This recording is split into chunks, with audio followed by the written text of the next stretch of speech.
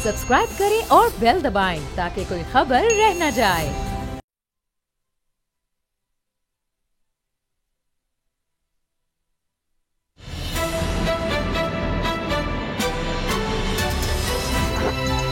अब पता चला।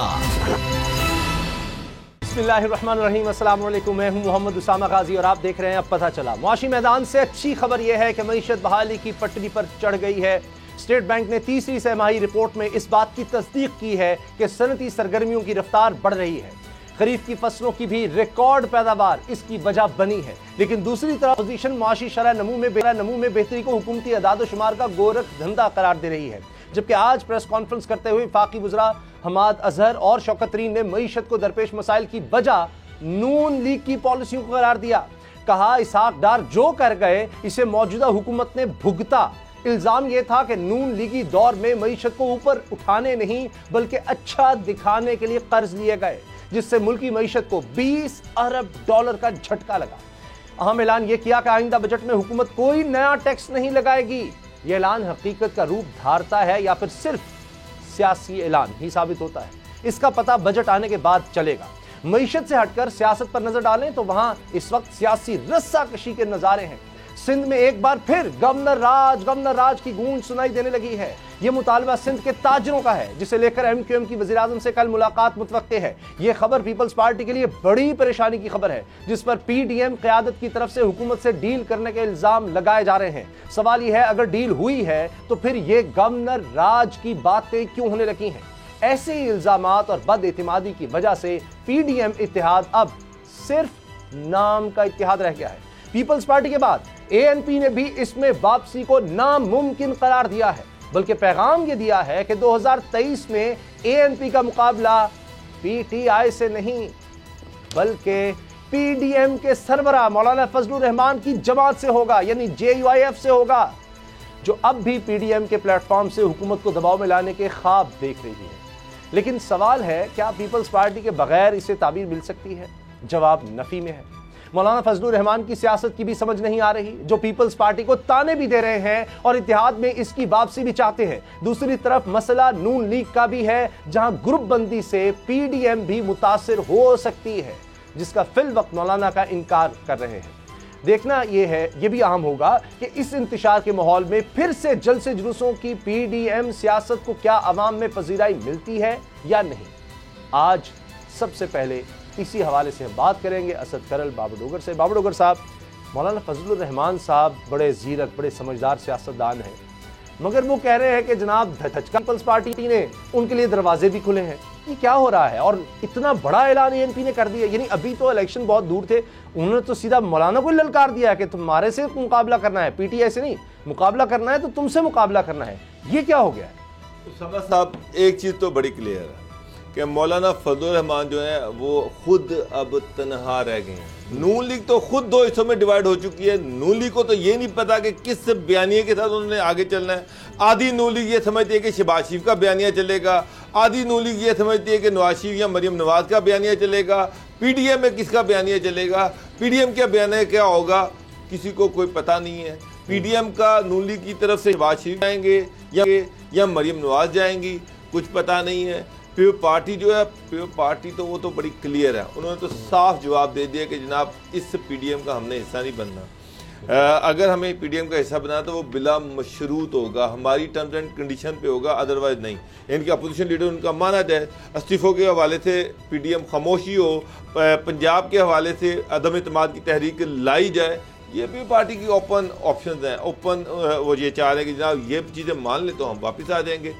जबकि शाहिद खान अब्बासी बड़ा क्लियरली कह चुके हैं कि पीपल्स पार्टी को जो नोटिस दिया गया था, जो नोटिस बिलावल भुट्टो ने पब्लिकली पढ़ा था, उसका जवाब दिया जाए।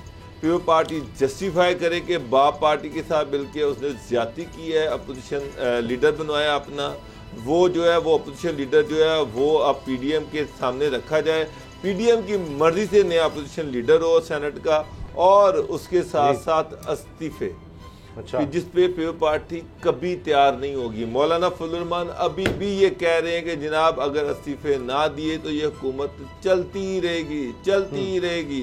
ये हुकूमत नहीं रुकेगी। साहब चीज़ें ये हैं कि मौलाना फजल रहमान अपनी जगह पे स्टैंड कर रहे हैं, फिर नून लीग अपनी जगह पे स्टैंड कर रही है, फिर पार्टी अपनी जगह पे स्टैंड कर रही है, और ANP ने तो बिल्कुल ही क्लियर कह दिया कि जनाब हमारी ना कोई कंडीशन है, ना हमने PDM का हिस्सा बनना, क्योंकि हमारा तो इलेक्शन ही अगला मौलाना फजल रहमान के साथ है, तो हम उनके साथ किस तरह से बैठ सकते हैं। तो मुझे नहीं लगता कि PDM जो है वो अब उस तरह से फाल हो सकेगी। ठीक है, जहां तक बात मौलाना फजल रहमान ने की कि जनाब एक स्वात में जलसा करूंगा, एक कराची में जलसा करूंगा, ठीक है, मौलाना जलसा कर सकते हैं, उसमें मोहतरमा भी आ जाएंगी, मरीम नवाज भी आ जाएंगी, लेकिन नून लीग उसको कुछ सपोर्ट नहीं होगी, क्योंकि मोहतरमा जो बयानियाँ लेके चल रही हैं नून लीग उसके साथ नहीं चल रही। कराची में जो जलसा होगा, कराची में मौलाना फजल रहमान की जो वहाँ पे उनकी फॉलोइंग है वो इकट्ठी कर लेंगे, सवात में उनकी फॉलोइंग है वो इकट्ठी कर लेंगे, और जलसा तो मौलाना कर सकते हैं। इस समय तो कोई दूसरी राय नहीं है, प्लेटफॉर्म उनके पास है, वो लोग इकट्ठे कर सकते हैं, लेकिन वो मौलाना का जलसा होगा, वो PDM का जलसा नहीं होगा, वो नून लीग का जलसा नहीं होगा। मौलाना अपना शो ऑफ पावर कर देंगे, जो कि मौलाना करना चाह रहे हैं और दिखाना चाह रहे हैं कि जनाब मैं एज अपोजिशन अपने आप को जिंदा रखना चाह रहे हैं इलेक्शन तक। तो बाकी PDM खत्म हो चुकी है, PDM में कोई जान बाकी नहीं रही, जो भी है वो मौलाना फजल रहमान है। मौलाना फजल रहमान अब 10 जलसे कर ले, 50 जलसे कर ले, वो मौलाना फजल रहमान के जलसे होंगे, PDM के जलसे नहीं होंगे, क्योंकि नून लीग भी सर मरीम नवाज की हद तक की PDM का हिस्सा है, उसके अलावा नहीं है। बिल्कुल ठीक। अच्छा असद खरल साहब, मौलाना फजल रहमान साहब कह रहे हैं कि लोगों ने फैसला करना है, जो जमात इत्तेहाद से अलग होकर PTI में ब्रैकेट हो गई यानी पीपल्स पार्टी, इनके नाजायज हुकूमत के साथ मफादात मुश्तरका क्यों हैं और वो क्यों आज इनकी सियासत कर रहे हैं। अब ये बात वो पीपल्स पार्टी को कह रहे हैं, जी PTI से मफादात जुड़ गए हैं। पीपल्स पार्टी कह रही है कि ये PDM यानी नून लीग और फजल रहमान साहब ये नहीं गिराना चाहते, पंजाब हुकूमत हम प्लेट में रखकर दे रहे हैं, वो गिरेगी तो जनाब सेंटर भी गिर जाएगा, ये उनको सहारा दे रहे हैं। सेकेंडली सर देखें, ये पार्टी बड़ा क्लियर है, एक चीज तो बड़ी क्लियर है कि शहबाज शरीफ एस्टेब्लिशमेंट के साथ जो है वो डील कर रहे हैं, ठीक है, और एक तरफ ये पार्टी को कह रहे हैं कि जनाब आपने एस्टेब्लिशमेंट के साथ डील कर ली, शहबाज शरीफ ओपनली ये बात कर रहे हैं, मुफाहमत की बात कर रहे हैं, और दूसरी तरफ वो उनको कह रहे हैं कि जनाब आपने डील कर ली, तो ये तो नून लीग के अंदर ही तजादात मौजूद है, ये पार्टी को कैसे कह सकते हैं। असद खरल साहब, अच्छा मामला ये है कि 2-3 चीज़ें इसमें, जो शुरू से हम कह रहे थे कि मौलाना फजल रहमान PDM, उसका मैंने कई दफ़ा फातिहा खानी की, फिर कुल, और उसके बाद 40वां वगैरह आपके सामने पड़ा, जब वो बड़ी पीक पे थी, यहाँ पे मतलब हाइप उस वक्त पूरी कौम देख रही थी, और पूरे जनाब हमारे हमारे कालम निगार, हमारे जो सियासतदान, जो अपोजिशन जमातों के, वो आर पार से अलावा वो उससे ज़्यादा साफ़ी आगे बढ़ चढ़ के कर रहे थे, वो कालमों में अपने बता रहे थे, वो प्रोग्रामों में कह रहे थे कि जनाब अब तो ये बस गई आज और कल, और गिनती उल्टी गिनती शुरू हो गई। उस वक्त ये कह रहा था, आपको भी हैरान हो रहे थे, नाजरीन भी बात दफ़ा कि जनाब ये हो क्या रहा है कि सारे एक तरफ हैं, ये इस तरह की बातें कर रहे हैं। अब मामला ये, अभी आपने जो बात की है कि मौलाना फजल रहमान साहब चार्जशीट लगा रहे हैं किसके ऊपर, पीपल्स पार्टी के ऊपर, वो कह रहे हैं कि पीपल्स पार्टी ब्रैकेट हो गई है PTI के साथ जी, यानी मौलाना फजल रहमान साहब जो कि मसालतकार हैं, जिनके बेनजीर साहिबा जरदारी साहब से इत्तेहादी रहे हैं, नून लीग के साथ मुलाकातें कराने के लिए, पूरा वो एक होता है ना पंजाबी में, वो गांव में कि पीपल्स पार्टी मतलब पैगाम नून लीग से वोट पैगाम रिसानी के लिए, या जो मतलब उल्टे सही से लफ्ज़ हैं, को पॉजिटिव नेगेटिव भी आ जाते हैं, वो इस तरह के वो पप्पे कुटनी वाले जो किरदार होते हैं, या एक मेलो मासी और सारों को, वो अब्दुल्ला दीवाना जो शादी के में क्या होता है, वो बेगानी शादी में अब्दुल्ला दीवाना, तो आपको जगह जगह पे वो दीवानगी नजर आई। लेकिन अब वो कह रहे हैं जिनके बारे में आपको पता है ना, मोहतरमा ने एक दफ़ा कहा था बयान में, ये पता नहीं जरदारी साहब ने कहा था कि बेनज़ीर भुट्टो साहब जब प्राइम थे उस वक्त भी इनका इत्तेहाद था गालबन, और वो हुकूमत में थे, और मुलाकातें बड़ी माशाल्लाह उनकी होती थी, और एक दफ़ा तो वो मौलाना मोहतरमा तंग अब आप इस तरह माजी में ले जाएंगे तो मौलाना साहब तो नाजायज कहते थे, औरत की हुकूमत जायज नहीं है। मामला ये है कि चलो उस पे मैं नहीं जाता, मौलाना साहब देखिए अपना कहा हुआ अगर थूका चाट ले तो मुझे क्या तकलीफ है किसी से, अगर जो भी बनता है। देखिए एतजाज अहसन के लिए सदर का वोट मांगने पीपल्स पार्टी की तरफ से गए थे, और वहां से नून लीग के उम्मीदवार बन के आ गए थे सदर के, वो भी अब माजी में है। और उसके बाद उन्होंने कहा था कि सेनेट का हमें इलेक्शन, अभी कल परसों की बयान है कि हमें सेनेट के इलेक्शन नहीं लड़ना चाहिए था, मैंने कहा था, और हमें जिंदगी में भी नहीं जाना चाह, वो अलहदा बात है कि डिप्टी चेयरमैन के लिए अपना उम्मीदवार। अच्छा अच्छा, फिर अपने बेटा जो है नजायज असेंबलियों में आप भूलते वो नहीं बैठा पुरानी चीजें, मैं नहीं भूलता, वो थोड़ा याद कर ले अब उलमा इकराम है, आपका एक मजहबी आपके हवाले से आप सियासी के साथ। अच्छा, अब उनका अच्छा, मुझे ये बताएं पीपल्स पार्टी क्यों चलेगी पीटीआई के साथ? पार्टी की सुन, आगे जो आ गया मामला नून लीग का, अब पीपल्स पार्टी यही कह रही है, जो मौलाना साहब कह रहे हैं, पीपल्स पार्टी भी यही कह रही है। वो कह रही है पीडीएम का इत्तेहाद जो था उसके लिए एक्शन जो प्लान था वो क्या था कि हमने हुकूमत गिरानी है, पंजाब हुकूमत पीटीआई की गिरानी है, बुज़दार सरकार को, और इमरान खान की हुकूमत गिरानी, यही गोल था ना। और हमने जलसे करने हैं, जुलूस निकालने हैं और लॉन्ग मार्च करना है जी। और इस्तीफों का ऑलरेडी पीपल्स पार्टी तो आखिरी ऑप्शन कह चुकी है। अब मामला ये है कि मौलाना फजल रहमान साहब आप भी ये कह रहे हैं कि इज्तिमाई अगर इस्तीफे होंगे, तमाम अगर इस्तीफे देंगे तो भाई आपने कहा खुद ही कि पीपल पार्टी होगी ब्रैकेट पीटीआई के साथ, और नून लीग से इस्तीफा दिलवा दें। बिलावल भुट्टो जरदारी साहब भी यही कहते हैं कि इस्तीफों का आखिरी ऑप्शन तो हमने कहा था, मौलाना साहब आपने और नून लीग ने तो ये कहा था कि दिसंबर और जनवरी तो बड़ी दूर की बात है। अभी भी बिलावल भुट्टो जरदारी साहब ने भी कहा और फजल रहमान साहब भी ये बिलबिला रहे हैं क्योंकि उनका बेटा कम अज कम इस्तीफा दे दे। मुझे मौलाना साहब एक काम कर लें, आपका जो साहबजादे हैं इत्तेफाक से आप नहीं हुए, अल्लाह ताला आपको कामयाब करे, क्योंकि मछली जिस तरह पानी के बगैर है, क्योंकि आप सीनियर पार्लियामेंटेरियन है। लस्सी का 40 लाख बिल मैंने तो नहीं बनाया, लोगों की इस तरह खबरें घूमती रही हैं। मामला ये है कि जो सरकारी आप कितने सालों से 2-3 दहाइयों से सरकारी नहीं, वो लिखा वो जो सारा बिल होता है असेंबली का, नेशनल असेंबली और उनका सारा पार्लियामेंट, चले को खराब सारा ऑडिट में लिखा हुआ है। मौलाना साहब है, उनकी एक अपनी मोतबर ज़ीरे की उनकी शख्सियत है, उनकी मोतबर एक कद है बड़ा, तो मैं तो इस तरह का उनको चांद के ऊपर थूकने के मुतरादिफ है ना। मामला ये है कि जो मौलाना साहब के साहबजादे हैं वो तो इस्तीफा दे दे, नजायज असेंबलियों से निकल आए, उनसे तो करवा सकते हैं ना। नून लीग तो बिल्कुल नहीं देगी, आपको खुशफहमी अगर है तो वो निकाल दे दिल से। वो तो बिलावल साहब ने बताने पीपल्स पार्टी ने ऑलरेडी देने का नहीं कहा, इस्तीफे हम दे नहीं रहे, हमने आखिरी ऑप्शन कहा था। इन्होंने निकालने थे, सुन ले, इन्होंने कहा था कि लॉन्ग मार्च, पीपल ने क्या कहा था कि लॉन्ग मार्च जो इस्लामाबाद करना है आपने या धरना देना है वो तो बाद का ऑप्शन था। लॉन्ग मार्च के लिए नून लीग और फजल रहमान साहब को ने कहा था, पीडीएम में उस वक्त थी पीपल्स पार्टी और एएनपी, कि आप लेके आएंगे इस्लामाबाद बंदे या रावलपिंडी जहां भी लेके आने हैं बंदे, इकट्ठे आप करेंगे, लेके आप आएंगे और उसमें शामिल उसको डिटरमिन करेंगे हम कि क्या इस काबिल है कि हम शमूलियत उसमें करें। पहली बात सर, अब तो दूसरी बात कह रहे हैं ना, मैं आपको बता दूं कि मैं आपको बता दूं जराए क्या पीडीएम के इम्कान, पीडीएम पहले तो बात एग्जिस्टिंग नहीं, खत्म हो गई।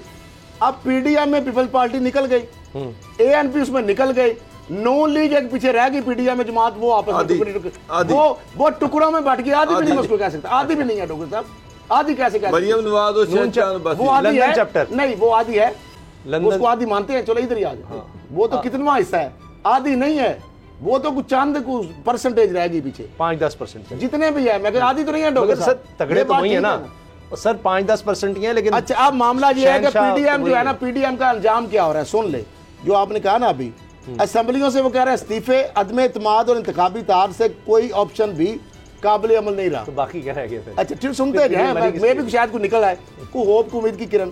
अवामी नेशनल पार्टी कह रही किसी भी सूरत जो है वापसी को तैयार नहीं है, पीपल्स पार्टी भी यही कह चुकी है, वो कह रही है हम वापस आने के लिए तैयार हैं। अगली खबर लेकिन आगे एएनपी ने अपना 2 टोक पैगाम जो है उन्होंने पहुंचा दिया पीडीएम को। पीडीएम के इत्तेहाद के मकासद ही खत्म हो गए हैं, ये पीपल्स पार्टी और एएनपी दोनों कह रहे हैं। फजल रहमान साहब पीपल्स पार्टी को ब्रैकेट कर रहे हैं, वो फजल रहमान साहब के सामने खड़ी हो गई है। एएनपी कहती है कि 2023 में हमारा मुकाबला पीटीआई से नहीं, मौलाना फजल रहमान से होगा। ये तो बिल्कुल किसी को मौलाना साहब के साथ पहले बलूचिस्तान में आपको पता है बड़े जिस तरह, यानी वो जो क्या है उनका नाम, जो चद्दर वाले साहब हैं, इन्होंने अचकजई साहब, महमूद खान अचकजई साहब, उनकी चद्दर माशाल्लाह उसके अंदर बहुत सारा आपको पता है छुप जाती हैं चीजें। मौलाना साहब का रुमाल माशाल्लाह उसका साइज बहुत बड़ा है, तो लादा कहते ना बुक्कल दे चोर, चद्दर में जो मर्जी छुपा ले क्या पता चलता है, ठीक है, उसमें सियासत पार्लियामेंट जितने मर्जी अब ये दोबारा फिर होगा। अब वहां पे मौलाना साहब के साथ ये हुआ, बलूचिस्तान में क्या हुआ उनके साथ, बलूचिस्तान में अचकजई साहब और मौलाना फजल रहमान साहब की पार्टियां आपस में भिड़ गई और एक दूसरे के खिलाफ धांधली के इल्जाम लगाए। अब एएनपी कह रही है, जो पीडीएम की तादी थी, वो कह रही मौलाना फजल रहमान साहब को हम, यानी उनका जो लड़ाई होनी है। अच्छा सर, एक लड़ाई अब हुकूमतों के दरमियान आ गई है, वो भी सुन ले। और बजट के मामले पर पीपल्स पार्टी मुस्लिम लीग नून पर एतमाद करने को तैयार नहीं। सर, अगली खबर के लिए टाइम कम रह जाएगा। बाबर डोगर साहब, ये एक दफा फिर गवर्नर राज की गूंज है, इस दफा फिर है, अब ये एक ताजिर और- भी हैं, ताजिर भी कह रहे हैं हो सकता है उसामा साहब इसके सर, अगली सर, स्टोरी में लेकिन चले बताएं, जाओ। सर ये मैं कल की लतीफा खबर है। आपको बताऊं, कल की खबर सुन लतीफा लें, ये मेरी नहीं है। चला अच्छा मेरी जाता सुन, है। ये गुजारिश टाइम सुन जाया लें। करने वाली सर बात। गुजारिश तो सुन एक लेना, इंतहाई बेपरकी और सर, प्रिजम्पशन पे अच्छा, assumption पे सर गुजारिश तो सुन लेना, अब ताजिर हैं ये बेचारे, topic ऐसे ही तो नहीं कह फजूल रहे है। सर। ताजिर अब आप वो देखें, ताजिर तो पूरा कहेगा। कराची जो चला रहे हैं, जो आप उनकी सुनेंगे नहीं, तो क्या ताजिर कोई क्या, जमात ही नहीं कानून आपकी आईना नज़र में? बदल देंगे। सर एमकेएम आपकी नजर में कोई जमात ही जो नहीं? मर्जी हो जाए गवर्नर राज नहीं लग सकते 2023 सर चले, अब डिस्कशन तो हो रही है ना, डॉक्टर दबाव तो साहब, है, लग तो सकता है। पीपल्स पार्टी फिर खामोश मुझे है, बता पीपल्स दें। पार्टी को तो टेंशन ही नहीं होनी चाहिए। एमक्यूएम कह रही है, ताजिर कह रहे हैं, अब कराची के ताजिर बड़े इन्फ्लुएंशियल लोग फिर क्या, वो गवर्नर कह रहे लग हैं। जाएगा। मैं आपको कल की खबर बता देता हूं, चलो इससे हटकर, इससे पहले हटकर भी एक उन्होंने खबर कहा सुन था, लें। वो तेली साहब का बयान नहीं आया था। लाड़काना में 21 लोगों को कुत्ते ने काटा, 17 उसमें गालिबन बच्चे थे। मैं आपकी नंबर खुश आगे पीछे हो फहमी सकते है। हैं, लेकिन सर उसामा साहब, उसामा एक- साहब गवर्नर राज मुझे एक बात आपकी बताएं, खुशफहमी है, क्या ताजिरों की कुत्ते खुशफहमी के काटने पे गवर्नर राज लग कराची जाएगा। में एक गवर्नर राज लगा दिया जाएगा? सर गवर्नेंस क्या अच्छी है। लाहौर में, लाहौर का जो क्राइम रेशियो है या पंजाब का जो क्राइम रेशियो है, उसका मुवाजना बाकी सूबों से करें तो आपको लग पता चलेगा कि पंजाब का क्राइम रेशियो कितना आगे है। तो पंजाब में भी फिर गवर्नर राज लगना चाहिए। जो केपीके के हालात है, केपीके में भी गवर्नर राज लगना चाहिए। जो कोयटा के हालात है, वहां पर भी गवर्नर राज लगना सर चाहिए। गवर्नर राज ऐसी कैसे? सेंटर ही चला रहा है ना, किस- सर किस- पंजाब को भी सेंटर चला रहा है, केपी को भी सेंटर ही चला रहा है गवर्नर राजनाथ से। किस इल्जाम के तहत? 18th मुझे amendment बताएं को क्या, खत्म कर क्यों? देना। कौन सी 18वीं ऐसी तरमीम इमरजेंसी को सिचुएशन है सर वो कह रहे जिसकी हैं- वजह से वहां पर गवर्नर राज लगना कौन है? लगा सर एमक्यूएम कह रहा है हमारे मसाइल नहीं हल हो रहे, कराची के मसाइल हल नहीं हो रहे। क्या लोकल गवर्नमेंट का काम उस तरह से नहीं हो रहा? जो क्या जो एमक्यू चीजें कहने से कानून और आइन बदल जाएगा? क्या ताजरों के कहने से गवर्नर राज लग सकता है? कौन लगाएगा? मुल्क के अंदर आइन और कानून है ना, उसकी पासदारी है, 18th अमेंडमेंट है। वो तो पीपल्स पार्टी, थोड़ी सी बात, आप अपने आइलैंड जो है उनको ले नहीं सकते, आप अपने वहां पे मनसूबे कर नहीं सकते। आपने जो पैकेज का 1100 अरब का ऐलान किया हुकूमत फाकी ने, इसलिए नहीं इम्प्लीमेंट हो सका। के इलेक्ट्रिक जो है वो इलेक्ट्रिक फेडरल गवर्नमेंट आपसे के पास है, संभाली जा वो रही। बिजली महंगी की जा रही है। के इलेक्ट्रिक के इश्यूज मतलब के इलेक्ट्रिक सेंट्रल गवर्नमेंट की नाकामी है, सुन लेना। लोड के शेडिंग वहां पे हो रही के है। इलेक्ट्रिक तो सेंट्रल फिर गवर्नमेंट की तो नाकामी कल है। ये कहा यहाँ पे भी सिद्धाती राज नाफिज कर दिया जाए, फेडरल गवर्नमेंट को तोड़ के दिया जाए। इलेक्ट्रिक तो सूबाई वाला चैप्टर नहीं है ना, सर वो उसका हल निकामी निकाल तो लिया, वफाक उसका का हल है। आ गया सर, उसका हल आ गया। हमाद अजहर साहब ने कह दिया वफाकी हुकूमत की तरफ से 350 मेगावाट इजाफी बिजली फराहम की जा रही थी कि इलेक्ट्रिक को, अब इसमें मजीद 200 मेगावाट का इजाफा कर दिया पैसे गया जो है। उनके 124 अरब वो भी ना ले, मजीद उनको देते जाए, वो डिफॉल्ट करते जाए, और जब वो लूट के थक जाए, खरल साहब, उसके मुझे बाद समझ- लायबिलिटी आप- हुकूमत के ऊपर, और आप शकायत एक तरफ आप कहते हैं, आप दोनों कह रहे हैं जी फेडरल के पास है, फेडरल कुछ करने लगता है, आप वो उस पर भी इतराज़, फेडरल 200 उनसे मेगा- पैसे तो लेना, जो तारें चोरी करके ले गया वो तो पकड़े, जो वो डिफॉल्ट किया वो तो ले, जो फेडरल गवर्नमेंट से एग्रीमेंट किया इतने मेगावाट हम पैदा करेंगे वो ले उनसे। अच्छा सर, जो उन्हें चलें, अपनी बिजली मुझे पैदा बताएं करनी थी, वो 18वीं ले। तरमीम के बाद अब कुछ कर सकते हैं? अगर हाँ सिंध जी, में आप कुछ बुरा लग रहा है लग जाएगा तो तो अभी 3 दफा ये मजाक उड़ा है, ये लतीफा है, ये सदी का बड़ा लतीफा है। चलो, पता नहीं कौन ये फेडरल गवर्नमेंट सिंध में क्या क्यों गवर्नर राज लगा रही है? वो जस्टिफाई कैसे करना। लगा सर सकती इसलिए है? कि किस तरह कराची लगा के सकती है? मसाइल, कराची चले सिंध का सर, सबसे बड़ा सदर सूबा है, और पाकिस्तान प्राइम का मिनिस्टर के सिंध गवर्नर तो लगा सिंध सकते सूबे का हैं। सबसे बड़ा लेकिन शहर है। मजाक उड़ा कैसे? ना। 2-3 दफा मजाक उड़ा चार्ज थी क्या PTI लगाएगी? की हुकूमत का। किस चार्ज पे? कौन सी ऐसी चीज जो सिंध में हो रही है और बाकी सूबों में नहीं हो रही? कौन सी ऐसी चीज जो सिंध गवर्नमेंट कर रही है और फेडरल गवर्नमेंट डॉक्टर कोई साहब, नहीं PTI कर तो कह ही नहीं रही? रही। मुझे सर, कोई एक चीज ये तो PTI बताइए ने ना। कहा कि हम लगा रहे हैं। बता रहा हूं ना सर। पंजाब में सारी दुनिया कह रही उसामा है कि साहब, पंजाब ये में PTI ने गवर्नर तो नहीं का कहा ना, इशू है। सारी डॉक्टर- दुनिया कह रही है कि पंजाब के हालात ठीक डॉक्टर नहीं साहब, है, फिर- क्राइम के फिगर यहाँ पर ठीक नहीं है। कौन सी दूध और शहद की नहरें यहाँ पर बह रही हैं? अगर सिंध में लगना है तो फिर पंजाब में भी मसला लगना गवर्नर है। राज को कराची का सर, मैं- मुझे ये बता, सर, PTI ने MKM कहा- की बात तो सुन लेना, आप MKM तो क्या, MKM तो आप सर, क्या उनको वोट नहीं मिले? मर्दमशुमारी उनके MKM कहने पार्टी पे हो नहीं गई है, है। सर, क्या गैर- और 3-4 साल से मर्दमशुमारी का शोर सर क्या मचा रहे हो गवर्नर गई है। राज नहीं लिखा हुआ आइन में कि लग सकता है? क्या गवर्नर राज आइन में नहीं तो लिखा हुआ? हुकूमत फाकी तो दिलचस्पी ले नहीं रही, ना वो लगा सकती, नहीं, ना वैसे उन्होंने कहा मैं है। उनकी डिमांड बताता क्या हूं। आप कह रहे गवर्नर हैं क्यों? इमरान इस्माइल ने कहा सर, आप- सुन ना, गवर्नर इमरान इस्माइल उनको सर, वो हटा दिया मुलाकात है। में होंगे ना कल? नहीं, उन्होंने कहा है कि हम कहा लगा नहीं। रहे हैं। नहीं। क्या वज़ीर आज़म इमरान खान ने कहा है? क्या सदर आरिफ अलवी वहां गया, उन्होंने कहा है कि हम लगा रहे हैं? क्या असद उमर ने कहा सर, है? MKM क्या हुकूमत फैसल से वादा इत्तेहादी ने है, कहा? बजट आने वाला है, वो प्रेशर डाल रही है। तो प्रेशर उनके कहने पे कौन है? सर, वो कह रहे हैं शहरी मसाइल हल नहीं हो रहे हमारे चले, कराची के, ठीक है जी, लोग परेशान हैं और हमने बड़ी कोशिश कर ली कि पीपल्स पार्टी को हम समझा सके। 13 साल उसकी हुकूमत को हो गए, उनके मसाइल क्या कराची के मसाइल हल हो गए? या तो आप मुझे कह हाँ, नहीं, गवर्नर राज से तो बिल्कुल आइडियल हल हो हो गया, गए। पर गवर्नर लग भी नहीं, मैं जाएगा। ये नहीं कह रहा, लेकिन कोई हल, वो अपना प्रेशर डाल दें। अब ताजिर जो है, क्या वो किसी पार्टी के हैं जो कह रहे हैं कि जनाब वो वो सारा तो वक्त दिल्ली मिलेगा? साहब पता नहीं कौन सी पार्टी के, वो अच्छा। भी रहनुमा ताजिर पिछले साल भी उन्होंने अच्छा, कहा था मैं कि- बता दूं, लेकिन सर, हाँ, जरा- हाँ, अच्छा सुन ले, गवर्नर सिंह की ख्वाहिश हो सकती है कि सारी एग्जेक्टिव पावर उनके पास आ जाएगी। सुबह के उनकी वो ख्वाहिश जो है, उनकी ख्वाहिश वो- को गवर्नर उनकी लग ख्वाहिश जाएगा। हो अच्छा, मैं सकती है। आपको खबर- लगाएगा। लेकिन खबर सुन ले। गवर्नर आज लग नहीं लग सकता। चले सर, ये तो अगर आपने- लग गया तो वो सर 2 घंटे में कोर्ट से उड़ अच्छा, जाएगा। चले, आपने तो बड़ा बताता क्रॉस लगा दिया, लेकिन अब सुन लें, ताजरों की जान से गवर्नर राज लगाने की तजवीज़ भी दी जाएगी। पुलिस और इंतजामिया की ताजरों से रिश्वत, कारोबार सील, गिरफ्तारियों का मामला उठेगा। जाली डोमिसाइल, बैड गवर्नेंस, मर्दशुमारी, कोटा सिस्टम, बंदरबांट कर रहे हैं जो कभी हो ही नहीं सकती। तहफुजात हैं जी इस पे तरीके। अच्छा, मुझे एक बात बताएं, आपने ये जो बातें की हैं, ये जितनी बातें की, क्या ये पंजाब में नहीं है? सर हैं तो फिर यहाँ भी गवर्नर राज लगा तो देंगे। यहाँ भी वहाँ पे चार लग रहा ताजरों है। पे कहते गवर्नर राज लगा वहाँ पे देंगे, लग तो रहा है गवर्नर राज जो लगा ले- देंगे। मैं कहता हूँ उधर लग ही नहीं सकता। सर, इधर कोई डिमांड नहीं है। इससे कानून और आइन जो पाकिस्तान के इस वक्त जो कानून है या आइन है या जो कॉन्स्टिट्यूशन है हमारा, जो 18th अमेंडमेंट है, उसके होते हुए आप किसी सूबे में गवर्नर राज, आप अपने फंड खर्च नहीं कर सकते, आप अपने आइलैंड पे काम नहीं कर सकते, यही तो शौक। आप नालों की सफाई नहीं कर तहरीक सकते। इंसाफ और एमक्यूएम के दरमियान तहरीर मुआहिदा हुआ था, इसकी भी कल बात करनी है। एमक्यूएम वो 1100 अरब का खाली हाथ तो नहीं आएगी ना, खाली हाथ तो नहीं सर वक्त आएगा ना। 1100 अरब के पैकेज अनाउंसमेंट मैं तो नहीं की थी, नहीं सारे बुजरा ने की थी, इमरान खान साहब ने की थी, पीटीआई ने की थी। पहले एमक्यूएम वो 1100 अरब तो उनसे ले ले। अच्छा, एमक्यूएम फिर अगला साल आ गया, पिछला बजट तो खत्म हो फिर गया, इस मुलाकात का अगला मकसद क्या साल आ गया कि आप 2200 अरब दे रही है हुकूमत। ठीक है, चलो बाबर साहब बता दें फिर एमक्यूएम की इस मुलाकात का मकसद क्या है? अगर कुछ भी नहीं होना, अब वो कहते हैं जी ये ताजिर कहते हैं, ताजिरों ने गवर्नर राज लगाने का मुतालबा करते हुए पहले भी कहा था जुल्म की इंतहा हो रही है। वज़ीर-ए-आला सिंध को ताजिरों के मिसाल के हवाले से दर्जनों खुतूत किए लिखे, लेकिन कोई जवाब नहीं मिला। 2500 खतूत भी लिख लें, गवर्नर राज नहीं सर लगे। एमक्यूएम खाली आता है, सारे ताजर भी कहेंगे बाबर साहब आपका ख्याल एमक्यूएम खाली आता है कि ये जो वक्त जा रहा है? जो वो मुतालबात जो वफाकी हुकूमत से ताल्लुक़ रखते हैं, वो इमरान खान उनसे सुनेंगे और उनको कोई उनकी यकीन दहानी कराएंगे। इतना ही उनके बस में है, इतना ही उनके इख्तियार में, इससे आगे इमरान खान के इख्तियार में कुछ नहीं है।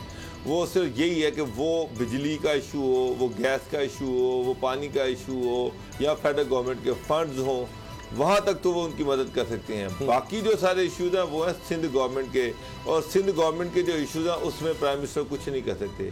जहाँ तक गवर्नर राज लगाना कोई खालाजी का वाड़ा, कोई इतना आसान काम है कि मेरा दिल किया और गवर्नर राज लगा दिया, मैंने उठ के जाके कहा कि गवर्नर राज लगा दिया, गवर्नर राज लगा दिया। अभी कोई पीडीएम एक बहुत बड़ी पार्टी थी, सारे लोग थे, वो कहते इतनी बड़ी पोलिटिकल पार्टी, इतनी फॉलोइंग, वो कहेंगे हुकूमत तोड़ दो। पीपल्स पार्टी ने लगाया था नून लीग के दौर में, पीपल्स पार्टी ने नून लीग के दौर में गवर्नर राज लगाया था और पंजाब में लगाया ना, वो फैक्ट सुन ले, गवर्नर राज नहीं लगाया था, शहबाज शरीफ डिस्क्वालीफाई हो गए थे एज चीफ मिनिस्टर, क्राइसिस पैदा हो गया, वो डिस्क्वालीफाई हो गए थे। वो एक ही सीट पे 2 सीटों पे जीते और उन्होंने इस्तीफा नहीं दिया। एक टाइम में 2 सीटें जो बंदा रखता है वो इलेक्शन कमीशन उसका नोटिफिकेशन सस्पेंड कर देता है, तो उनके दोनों नोटिफिकेशन सस्पेंड हो गए। उस वक्त एक कॉन्स्टिट्यूशनल क्राइसिस पैदा हो गया। नून लीग ने सीएम के लिए कोई नया कैंडिडेट नहीं दिया। जब सीएम ने कोई पीएमएलएन जो बड़ी पार्टी थी, मेजोरिटी पार्टी, उन्होंने कैंडिडेट नहीं दिया, तो फिर पार्टी ने अल्टीमेटली गवर्नर राज लगा दिया। फिर सुप्रीम कोर्ट ने जब शहबाज शरीफ की रुकनीयत रिस्टोर की तो गवर्नर राज उठ गया। तो वो ये लगा तो किसी पार्टी लगा तो नहीं, लेकिन नून लीग की इमाम से, क्योंकि से सारा सर एहतजाज हुआ था, ना करे, मैंने खुद देखा है शहबाज शरीफ के अलावा वो किसी को अपना पुलिस ने ब्यूरोक्रेसी ने काम छोड़ दिया था। उन्होंने कहा जी शहबाज शरीफ होगा तो हम काम करेंगे। साहब शहबाज शरीफ के अलावा, शरीफ फैमिली जो है ना, नवाज शहबाज के अलावा किसी को सीएम एक्सेप्ट नहीं करती। वो नून लीग का सीएम को देने के लिए तैयार नहीं थे, तो उनके लिए तो मसला ठीक है, वो सीएम बनने के काबिल हो गए। चले, आपने बाबर साहब ने कहा जी इमरान खान जो उनके बस में होगा वो कर सकेंगे। बस में क्या है, 6 रुपए 31 पैसे फी यूनिट महंगी करने की तजवीज है। के इलेक्ट्रिक कहा जी नेपरा से कि ये बिजली जो है, इसमें गवर्नर राज की जरूरत तो नहीं है। ये गवर्नर राज की ना होने की क्या, ये उसके होने की वजह से ये इसका तल्लक। आप कह रहे हैं कि इलेक्ट्रिक डायरेक्ट उनके अंदर है, तो इसमें गवर्नर राज लगाने की 200 मेगावाट मजीद बिजली दे दी कि इलेक्ट्रिक को। अब ये 6 रुपए वो कह रहे हैं, तो ये तो गवर्नर राज के बगैर सब कुछ हो रही है चीजें। आप मुझे बताएं, तो लॉ एंड ऑर्डर जो प्रोविंशियल मैटर है उसके साथ होनी। पीएमएलएन पहुंच गए जी, किसी सूरत हम ये नहीं होने देंगे इलेक्शन रिफॉर्म्स की बात हो या ये इलेक्ट्रॉनिक वोटिंग की, ये सवाल ही पैदा नहीं होता। क्यों, इस बारे में ब्रेक के बाद बात करते हैं।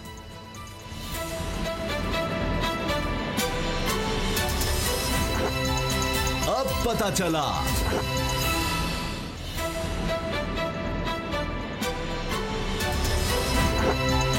अब पता चला। नून लीग इस्लामाबाद हाई कोर्ट पहुंच गई है एक दफा फिर, और मामला बहुत बड़ा है। मामला है बैरून मुल्क मुकीम पाकिस्तानियों को वोटिंग का हक देने का।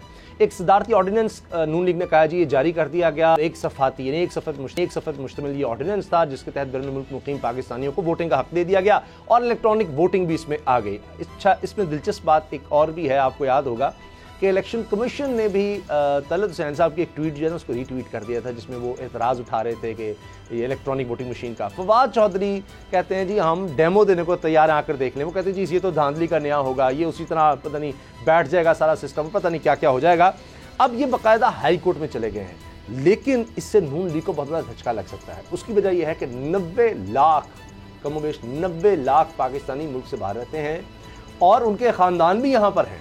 तो लिहाजा ये शायद बहुत से लोग ये कह रहे हैं कि चूंकि वहां पर फॉलोइंग तहरीक इंसाफ की ज्यादा है, ये तो हर कोई मानता है। बाबर डोगर साहब, ये फैक्टर आपको नजर आता है, ये जेन्युइन इनको लगता है कि जनाब इससे धांधली होगी?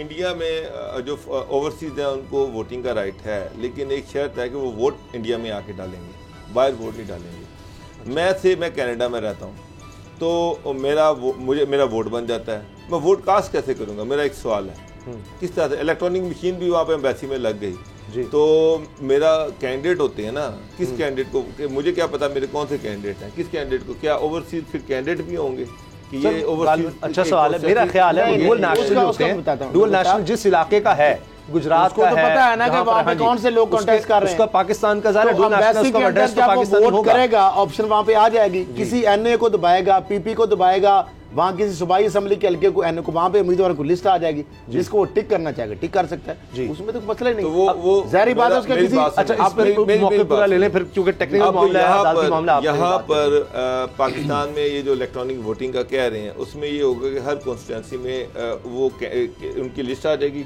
कैंडिडेट्स की, उसके हिसाब से वोटिंग होगी जी। तो क्या वहाँ पर एम्बेसी में हर एक कॉन्स्टिट्यूंसी को, मुझे नहीं समझ आ रही कि डोगर साहब ये तो बड़ा सिंपल सा फार्मूला है। आरटीएस है सिस्टम, हमारा नादरा का ऑनलाइन सिस्टम मौजूद है। आपको पता है आरटीएस सिस्टम क्या होता है कि पूरे पाकिस्तान के अंदर ऑलरेडी ये तो हो रहा है एक्सरसाइज, सुन ले, पूरे पाकिस्तान के अंदर जब इलेक्शन हो रहा होता है तो उसके फॉर्म आपको पता है जो रिटर्निंग अफसर प्रिजाइडिंग जो पोलिंग जो अमला होता है वो एक तो मैनुअल देता है, दूसरा उस सिस्टम की तरह वो अपलोड कर देता है और वो सेंट्रलाइज सिस्टम के तहत इलेक्शन कमीशन ऑफ पाकिस्तान जो है वहां पे वो रिजल्ट पहुंच जाते हैं। ये 2013 में भी यही हुआ था, 18 में भी यही हुआ, ये तो ऑलरेडी एक्सरसाइज हो रहा है। अब आ गया हल्के हो, अब तो सारों में हो रहा है ये तमाम सूबाई और सब कहना था कि वो इतने ज्यादा ये सिस्टम। अब इसको लिंक आपने करना है एम्बेसीज के थ्रू।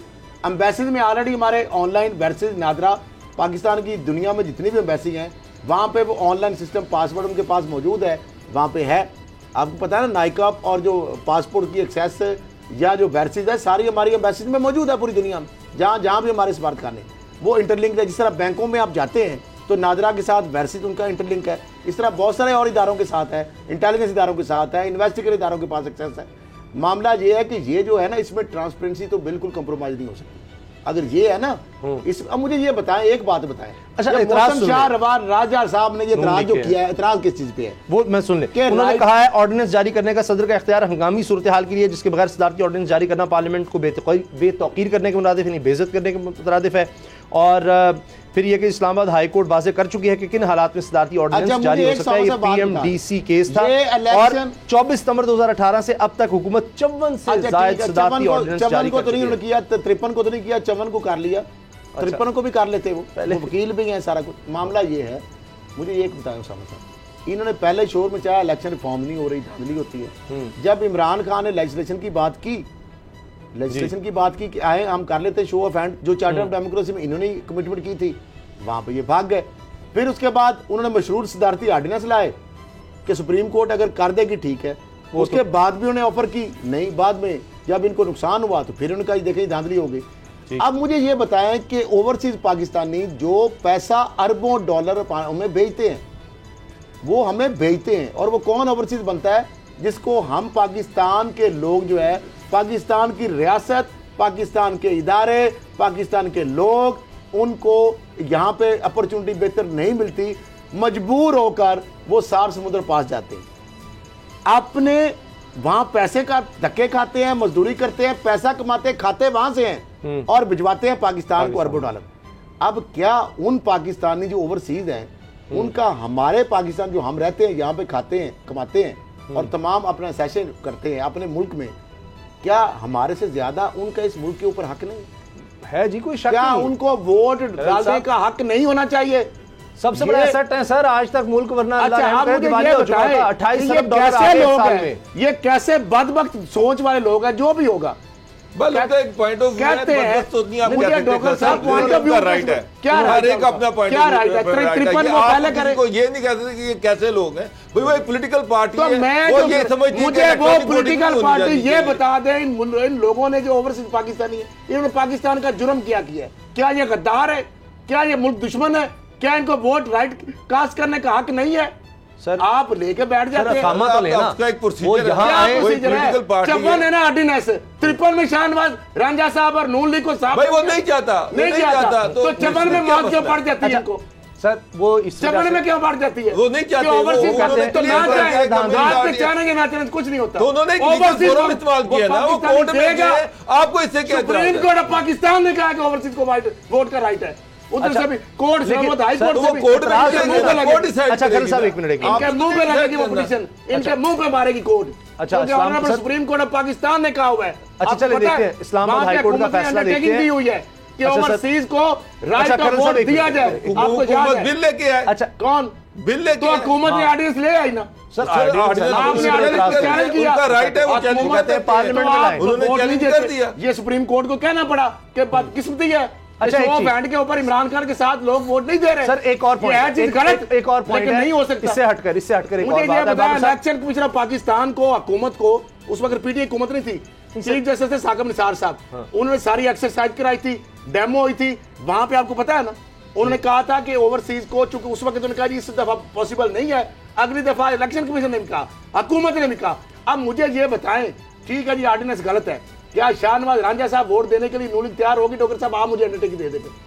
क्या नहीं, आप क्यों तर्जुमानी तो क्यों कर वोट रहे हैं। ले, वो क्यों दें? क्यों दें? तो फिर जो उनकी मर्जी मर्जी, वो हुकूमत तुम्हारी पॉलिटिकल तरीका है। पार्टी है, वो नहीं ये समझती ऑर्डिनेंस कि गैर आईनी काम है। ये कोई अच्छा, ऑर्डिनेंस ये हुकूमत आपकी करती है। मर्जी चल रही है। नहीं, ऑर्डिनेंस गैर आईनी ये है। आप कैसे कहते हैं ऑर्डिनेंस गैर आईनी है? कैसे गहरा नहीं है? तो फिर 53 को करें चैलेंज। अच्छा एक मिनट मेरी बात सुन ले, मेरी आज बात तक सुन। ऑर्डिनेंस अच्छा, इसको कोर्ट में गए, कोर्ट ने डिसाइड पाकिस्तान करना है कि में, सुप्रीम कोर्ट पाकिस्तान की फिर आप तारीख स्टैंड में, करते हैं। पाकिस्तान की तारीख में आज तक मुझे बता दे एक ऑर्डिनेंस सेटिस्फाइड हुआ? एक बता दे, अच्छा एक मिनट मेरी बात सुन ले, इससे हट एक बता दे, सेंसिबल खलील साहब एक सेकंड। एक बता दे, बेताशा हुए, एक ऑर्डिनेंस और खालसा बेताशा एक हुए, प्रेसिडेंट दे दे। चैलेंज हुए और बेताशा ऑर्डिनेंस कैंसिल क्या आज तक दो चीजें, डाटा ले डॉक्टर साहब आप ले सुन ले, दो चीजें, दो चीजें सुन ले। अच्छा, मैं आपको जो बात कर रहा हूँ आप सही- अच्छा, इसको छोड़े ना। मैं आपको बता रहा हूँ, सर समझ नहीं आएगी। आज तक हमारी honourable supreme court of Pakistan है सबसे बड़ी अदालत। अच्छा सर, सुन ले उसामा साहब, आज तक पाकिस्तान की सुप्रीम कोर्ट ने एक भी लेजिस्लेचर सेटिस्फाइड नहीं की। अच्छा, ठीक है। ये एक भी। लेजिस्लेशन है, एक आप सुन। इसको लेजिस्लेशन आगे कहते हैं। आगे आप ऑर्डिनेंस, आपको फिर ऑर्डिनेंस लेजिस्लेशन का पता ही सुन नहीं लेते है। ठंडे आप कह रहे हैं लेजिस्लेशन दूसरी आगे ऑर्डिनेंस। अच्छा, सुन ले, सुन ले। आज तक एक ऑर्डिनेंस अगर मेरे और ना सर लेजिस्लेशन भी सेटिस्फाइड हुई है, बता दे, जैसे कि मैं आपको अब बता चैलेंज रहा मैं हूं। करता हूँ, हुई क्या है। वो इफ्तिखार चौधरी साहब के नहीं, दौर में ये आप गलत कह रहे हैं। बिल्कुल नहीं, एक ऑर्डिनेंस ये गलत है। साबर छोड़ूंगा, बिल्कुल पूरी आप कौम से गलत कह माफी रहे हैं। उन्होंने वैसे बिल्कुल कर हुई दिया। है, आपने मुझे लेजिस्लेशन प्रेसिडेंट कैंसिल हुई है। लानी है।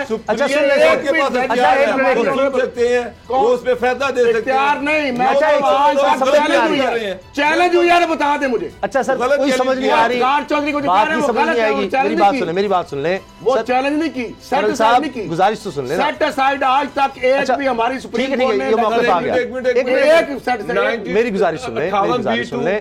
जस्टिस शिराज अली शाह ने उड़ाया था उसको, लेजिस्लेशन थी बता दे, जब बता दे। जब वो आपको नहीं पता 98 या वो तो 9 नवाज शरीफ ने क्या हो उसके गया? खिलाफ अच्छा सर मेरी बात बेताशा सर, छोड़ दे, लेजिस्लेशन छोड़ उड़ी है, दे। मेरी ये बात सुन, बात मेरी बात सुन। अच्छा एक और पॉइंट है सर, इसको छोड़ दे, काफी बात होगी इस पे। सेटिस्फाइड नहीं किया अच्छा इस पर काफी बात होगी है। सेटिस्फाइड हो गई थी, सेटिस्फाइड उड़ गई हुई होगी। थी। अच्छा अच्छा इस पर मैं काफी तो- सर इस पर मैं काफी तो- बहस होगी है। मेरे सुन ले पास सुन ले रिकॉर्ड सुन पे बात है, ले मैं तो वो बाबर साहब, एक और चीज है इसमें, इलेक्शन कमीशन का मौक़िफ़ जो है इस पर, वो तलत हुसैन साहब की एक ट्वीट को उनका करना, इस पर आप क्या राय? उसके बाद मेरा ख्याल है उन्होंने फिर हटा दिया था। तो इलेक्शन कमीशन को इसमें तो इस अब तरह से इलेक्शन अभी आना कमीशन का चाहिए। ये रोल आई नहीं है, अच्छा, आजादी है। फिर ये है कि इलेक्शन कमीशन खुद भी तो इलेक्ट्रॉनिक वोटिंग या ओवरसीज पाकिस्तानी ये कर सकता है या उसके इख्तियार में नहीं है, एक चीज़। और दूसरा ये है कि जो ये बात हो रही है ओवरसीज पाकिस्तानी की, उसमें अकामा होल्डर्स का भी फिर एक मामला आ जाता है। वो भी एक दिलचस्प कहानी है, जो अकामा होल्डर पैरल ले रहे हैं कि जी वो देखिए, कर सकते हैं नहीं कर सकते। अभी हाल ही में हमने फैसल वाडा साहब का भी मामला ये देखा था। सारा अल्टीमेटली इलेक्शन कमीशन को वो भी इसमें स्टेक होल्डर है, उसको पहले उससे पूछना चाहिए कि क्या ये पॉसिबल है? इतनी बड़ी तादाद में 90 लाख पाकिस्तानी है, सारी दुनिया में फैले हुए हैं। 15 करोड़ सिम जो है 4 दिन में वो हो सकती हैं। 15 करोड़ सिम जो है वो तो रजिस्टर्ड हो सकती है, सारों के नाम हो सकती हैं, 90 लाख वोट रजिस्टर्ड नहीं। अच्छा, उन्होंने ना इसमें दरखास्त में सदर पाकिस्तान, इंडिया सबसे बड़ी मुझे ओवरसीज से कंसर्न नहीं कर सकते, ओवरसीज वो वोट का हक नहीं होना चाहिए, होना चाहिए, लेकिन वो ना इतराज गालिबन जो अभी तक खबर है इंडिया में भी जो डुअल नेशनलिटी होल्डर है उनको वोट का हक नहीं है। डुअल नेशनलिटी होल्डर को इंडिया में भी वोट का हक नहीं है, बाहर रह रहा है वैसे रह रहा है। अच्छा, बन जाएगा जो बर्तानिया वाला वहां का भी नेशनलिटी ली हुई है, आप उसको वोट का राइट भी दे रहे हैं, यहाँ पे भी नेशनल है। अच्छा, इसका वैसे हल क्या है कि जो इलेक्शन रिफॉर्म्स के लिए कमेटी हो? सुप्रीम कोर्ट ने कहा मैं तो ओवरसीज पाकिस्तानी के हक में, वो सर ठीक है, वो सारे ही पार्लियामेंट का सारे ही ये बहुत बड़ा सेंसिटिव इशू है, ये पार्लियामेंट के में जाना चाहिए। ऑर्डिनेंस जो है ना, ऑर्डिनेंस नहीं आता, ठीक है, ऑर्डिनेंस सेट साइड हो जाता है, लेकिन पार्लियामेंट में क्या नून लीग को या बाकी जमातों को सर उनका राइट है, आप किस तरह से डिक्टेट कर सकते हैं उनको? मैं तो कह नहीं रहा, कहीं से वोट देना है ना उन्होंने देना तो है, वो तो अपोज कर रहे हैं, वो कह रहे हैं कि अगर वो ना मानते तो ये ले आते। तो मैं उनके साथ नहीं करूंगा। एक सवाल, मेरा ओपिनियन तो अपनी, अच्छा एक मिनट, अगर डुअल नेशनल है, मैं तो सपोर्टर ये हूं कि सर डुअल नेशनल खैर साहब कनाडा में भी वोट डालेगा, पाकिस्तान को भी, सर डुअल नेशनल कनाडा में भी वोट डालेगा, पाकिस्तान में भी वोट डालेगा, डुअल नेशनल जो कानून जो आइन बनेगा, मैं तो प्रेजेंशन पे बात नहीं कर सकता, ठीक है, वो तो कानून और आइन बन रहा है। हाँ, ये एम्बिग्यूटी है कि अगर डुअल नेशनल है वो अमेरिका में अमेरिकन सदर को भी वोट डालेगा, इससे भी बन जाएगा। डुअल नेशनल का क्या क्या यहाँ पे नहीं बनेगा, मेरा ख्याल है एमएनए का नहीं बनेगा, नहीं बनेगा। कमा को जब क्रिटिसाइज कर रहे थे तो पता ब्रेक के बाद ब्रेक जो जिसको वोटिंग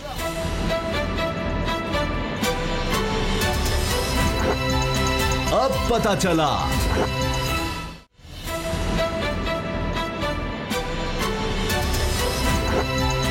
अब पता चला। मईशत बेहतर हो रही है, मुल्क तरक्की की तरफ जा रहा है। स्टेट बैंक ने इसकी रिपोर्ट भी शाया कर दी है और उनके स्टेट बैंक का ये कहना है कि सनती पैदावार बेहतर हो रही है और ये भी कहा जा रहा है कि ज़रई पैदावार में जो बेहतरी आई है इसका भी इसमें अमल दखल है और आने वाले दिनों में इसके असरात आम आदमी पर नजर आएंगे। ज़ाहिर है जब लार्ज स्केल मैन्युफैक्चरिंग यानी ऑटोमोबाइल सेक्टर में आप देख रहे हैं गाड़ियां ज़्यादा बिक रही हैं, बन रही हैं, इसी तरह दीगर सनतों की बात की जा रही है कि उसमें काफ़ी ज़्यादा बेहतरी आई है। इसी तरह से स्टॉक एक्सचेंज देखें वो बेहतर हो रही है, डॉलर जो है वो कंट्रोल में नज़र आ रहा है और इसके साथ साथ रोशन डिजिटल अकाउंट का जिक्र किया गया है जिसमें रोज़ बरोज़ अकाउंट्स में इजाफा हो रहा है। ये बाहर से लोग जिस तरह अकाउंट खोल रहे हैं और डॉलर्स में अकाउंट खोल रहे हैं, इसके साथ ज़र मुबादला के ज़खायर में इजाफा हुआ है और मुख्तलिफ तरह से कुछ 17 साल बाद बताया जा रहा है कि देखा गया कि इस तरह से इजाफा है अगर 3 माह में लार्ज स्केल मैन्युफैक्चरिंग में, तो ये सब कुछ हो रहा है। लेकिन दूसरी तरफ खबरें ये भी हैं क्योंकि इसमें शौकत तरीन साहब ने प्रेस कॉन्फ्रेंस की, उन्होंने कहा कि जी हम टैक्स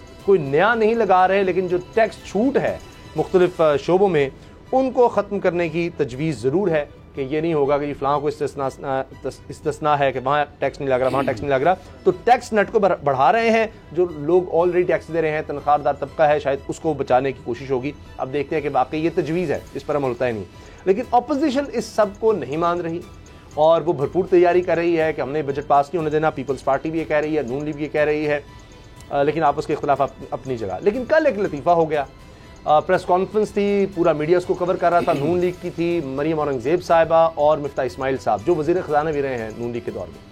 तो एक सवाल हुआ, एक सहाफ़ी ने वहाँ पर, रिपोर्टर ने सवाल किया कि मिफ्ता साहब आप कहते हैं कि जी मईशत तबाह हो गई है तहरीक इंसाफ के दौर में, लेकिन आपकी कंपनी का मुनाफा, मुझे अब एग्जैक्ट फिगर नहीं याद, 34 करोड़ शायद है, 34 करोड़ के लगभग, वो नून लीग के दौर में 34 करोड़ था, अब 1.25 अरब के लगभग मुनाफा, और वो यानी डॉक्यूमेंटेड है, ज़ाहिर है जो आप दिखाते हैं FBR में कि मेरी कंपनी को इतना मुनाफा हुआ, ये बच्चों की चीज़ें, टॉफियाँ और इस तरह की चॉकलेट वगैरह बनाने की कंपनी उनकी, 1.25 अरब रुपया। तो ये तो बाबर डोगर साहब, और उसके बाद उन्होंने जवाब दिया जी मेरा कारोबार बढ़ रहा है, इससे तो कोई ताल्लुक ही नहीं है मईशत का।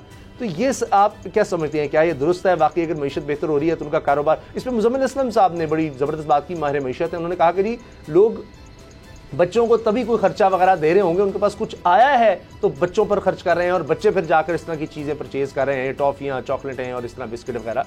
तो ये तो नज़र आता है कि शायद मईशत में कुछ बहाली तो हुई है। उसामा साहब, मईशत को चेक करने का, जानने का ये सादा सा तरीका है कि लोगों की क़ुव्वत ख़रीद में कमी हुई है या इजाफा हुआ है। उसका सबसे आसान तरीका ये है कि ये जो खाने पीने की चीज़ें हैं, ये अशिया होती हैं, ये एक्सेसरीज होती हैं। तो अब मैं बच्चे के साथ लेके गया हूँ, अगर मेरे पास पैसे हैं, बच्चा कैंडी खरीदा है तो मैं उसको 10 कैंडियाँ ले दूंगा। अगर मेरी जेब में पैसे ही नहीं है तो फिर मैं उसको आराम से जो चीज़ लेने गया वो लूँगा और चुप करके उठा के साथ ले जाऊँगा। अगर मिफ्ताह इस्माइल साहब जो है उनकी अगर कंपनी जो है उन्होंने 58 करोड़ का पहले किया और अब जो है वो 1.25 अरब का किया, तो इसका मतलब ये है कि इकोनॉमी का पहिया चल रहा है और लोग जो हैं वो कैंडीज खरीद रहे हैं। और कैंडीज जो है ये कोई रोटी तो नहीं है, ये कोई अशिया ज़रूरिया तो नहीं है, ये तो एक याशी है जो आप करते हैं वो आप जिंदा रह जा सकते हैं। अगर आपके पास पैसे एक्सेसिव है तो आप वो खरीद लेते हैं। तो ये तो डबल से भी ज्यादा प्रॉफिट उन्होंने डबल से भी ज्यादा प्रॉफिट कमा लिया। तो इसका मतलब ये है कि लोगों की कुव्वत खरीद है तो वो कैंडीज खरीद रहे हैं और कैंडीज खरीद रहे हैं और वो बच्चों को लेके दे रहे हैं। ये तो सिंपल सी चीज़ है। और ये आप कह रहे हैं कि जी इकोनॉमी बिल्कुल बेड़ागर्क हो गया, तबाह हो गई, कुव्वत खरीद खत्म हो गई, तो फिर तो कैंडीज का काम खत्म ही हो जाना चाहिए। तो कैंडीज तो एक साइड पे पड़ी होती है। आप डबल रोटी अंडे लेने गए हैं, आप 100 रुपए की 200 रुपए की लेते हैं और 100 रुपए की कैंडीज ले लेते हैं, तो इसका मतलब ये है कि आपके पास पैसे हैं। ये पूरे पाकिस्तान में ज़ाहिर है ये चीज़ जा रही है, उनकी बड़ी मशहूर कंपनी है। क्योंकि उनके कायद ये नवाज शरीफ साहब इनकी कायद है ना, जब उन्होंने कहा कि आपकी आमदन जो असासे हैं आपकी आमदन से जायद है, तो आपको पता है उन्होंने कहा था, उन्होंने कहा भाई अगर मेरे असासे आमदन से जायद है तो आपको क्या भाई, मैं दिखा रहा हूँ मैं लाख कमाता हूँ और मैं करोड़ों खर्च कर लेता हूँ। इसी तरह जरदारी साहब से पूछा गया कि जनाब आपके जो फेक अकाउंट से पापड़ वाला फलूदे वाला की अरबों रुपए उसके अकाउंटों पे निकल रहे हैं, तो उन्होंने कहा जी उनको जाके पकड़े, हालांकि वो उनके तो अपने कार्ड यूज किए, कहते वो उनका कसूर है, हमारा इसमें क्या कसूर है, यानी वो उनका कसूर ये है कि उनके कहीं कार्ड इनको मिल के उसको यूज किया, उसके नाम पे पैसे कमाए, और उन्होंने कहा जी वो तो उसमें कसूर है, उसमें मेरा ख्याल है सदके के बकरे भी जा रहे हैं और पता नहीं। अच्छा अब ये और है मुफ्ता इस्माइल साहब जो है ना उनके साथ लतीफे हो जाते हैं, और कल जो मुफ्ता है या मुफ्ता लग जाता है उनका, नहीं मुफ्ता वैसे अच्छा लगा है उनका नून लीग में, अब पीटीआई तो बहुत ज्यादा मुफ्ता पंजाबी में कहते हैं कि उनका मिफ्ता लग गया या मुफ्ता लग गया, पंजाबी में कहते हैं। देखिए नहीं मिफ्ता है या मिफ्ता, अच्छा मिफ्ता इस्माइल, ठीक है। मिफ्ता इस्माइल साहब जो है, अब आपने कहा कि जो मुझे या आपको सुनाई दी या मैं पूरी सुनी नहीं वो प्रेस कॉन्फ्रेंस, जिस तरह मैंने बात की सुनी, आपने बताया कि 34 करोड़ किसी ने सवाल कर दिया तो परेशान हो गई, सवाल किधर से आ गया। वो मरियम औरंगजेब साहब भी गालबन साथ बैठी थी कि ये बंदा कहाँ से आ गया, सवाल किधर से आ गया, ये क्या फजूल सवाल, ये या जो मैसेज करते हैं, जो साथियों को इशारे करते हैं कि ये सवाल करो वो करो, वो नहीं ठीक। क्या याद कराया, मैं बता देता हूं, मरियम नवाज साहिबा एक प्रेस कॉन्फ्रेंस कर रही थी, मैं बता दूं लोगों को, मरियम नवाज साहिबा एक दफा प्रेस कॉन्फ्रेंस कर रही थी, तो मरियम नवाज ने मरियम औरंगजेब साहब को पीछे बार-बार इशारा कर रही थी कि वो सवाल करो सवाल, और फिर साथ ही उन्होंने किसी को व्हाट्सएप किया और उसके बाद इशारा किया कि वो देखो व्हाट्सएप किया, देखो कौन आया। हाँ, फिर वो साफी जो है वो साफी माशाल्लाह का, फिर वो सवाल जब किया तो मरियम साहिबा से वो सवाल, यानी वो फुल टॉस पर मैं शॉट लगाऊंगी, तो वो सवाल जब आया तो मरियम नवाज साहिबा को फिर तसल्ली हुई कि मरियम औरंगजेब साहिबा ने वो अपने उस साफी से फिर सवाल आपने अकेले होता रहा, उन्होंने भी किया और साफी जो है मैं उसको क्या इस दफा वो साफी। अच्छा मामला ये है कि मिफ्ता साहब जो है नैब में जब इंक्वायरी हो रही थी तो नैब ने उनसे पूछा, जिस तरह उनके 34 करोड़ से सवा अरब हो गया, तो नैब ने पूछा कि ये जो आपके पास असासे और ये सारी चीजें ये किधर से आ गई, तो उन्होंने कहा जनाब मैं गरीब आदमी, वहाँ पे सवा अरब का प्रॉफिट सुन तो लें। नैब ने जो कहा, मैं तो नहीं कह रहा, नैब ने जो मुझे बताया इजराइल ने, नैब के जो लोग थे वो मेरे लिए भी हैरान कुल बात थी, उनके लिए भी। उन्होंने कहा जी मैं तो इतना कहाँ से आ गया, मैं गरीब आदमी हूँ, गोलियाँ टाफियाँ बेचता हूँ। उनको मैं परेशान हो गया, मुझे नहीं पता था कैंडीलैंड फैक्ट्री, और नैब वालों को भी ऐसे लगा जिस तरह होता नहीं कोई बंदा को ठेले छेले वाला या गोलियां टाफियां बेचने वाले को दुकान है, डिनाई नहीं की बात पेपर पर मौजूद है ना, सुन तो ले। वहां पे उन्होंने कहा जी मैं तो गोलियां टाफियां बेचता हूँ, मतलब बड़ा मासूमाना तरीके से वहां पे कहा। नैब वाले परेशान हो गए कि यार ये बंदे को तो हम गलत ले आए। नहीं वो ऐसे लगा काफियां बिकती है सर, नहीं ये आज वो बाबर साहब आप और हम तीनों मिलकर लगा। नैब वाले परेशान हो गए कि नैब वाले कहते हैं हम परेशान, उनको नहीं पता था, बाद में पता लगा ना कैंडीलैंड फैक्ट्री है, बड़ी चीजें हैं, फायर है, फैक्ट्री है, सब। उन्होंने ये समझा कि पता नहीं किसी साइकिल सुकल पे नहीं बैठते गोलियां टाफियां किराने वाले करते क्या है सर, ये तो एक रिपोर्टर को पता है, आप जैसे लोग जाकर बताते हैं चीजें, उसने डॉक्यूमेंट दिखाया है। मैं गरीब आदमी हूँ क्योंकि कपड़े भी वहां पे आम से पहन के गए, उनको ये लगा कि बंदे किसी को गलत उठा के ले आए। अच्छा तो वहां पे उन्होंने कहा साहब मैं तो गोलियां टाफियां गरीब आदमी हूँ। बंदे एकदम ना सारी जो बैठी थी CIT कंबाइंड इन्वेस्टिगेटिव टीम नैब की, वो एक तरफ दस रहे को यार को बंदा गलत नहीं आ गया। उन्होंने बताया मुझे, वो कहते हैं हम ईरान हो गए, वो बाद में पता चला कि जनाब यहाँ पे तो मामला करोड़ों नहीं अरबों में पहुंचा हुआ। अब ये जो गोलियां टाफियां है ये भी अब 1.25 अरब की आप कह रहे हैं। अब सर अब ये पता नहीं प्रॉफिट क्वेश्चंस करते है या उसकी आमदन है, लेकिन अल्हम्दुलिल्लाह हम मईशत में बेहतरी जरूर आ रही है, इंडिकेटर्स बिक रही हैं, उसके बावजूद ये चीजें जाने, लेकिन जाहिर है कि ये नहीं हम कह सकते गुर्बत खत्म हो गई है और खुशहाली आ गई है, लेकिन उस तरफ बढ़ रहे हैं। अल्लाह करे कि आम आदमी की जिंदगी में भी बड़ी वाज़ेह तब्दीली नजर आए। प्रोग्राम देखने का शुक्रिया, इजाजत दीजिए, अल्लाह हाफिज।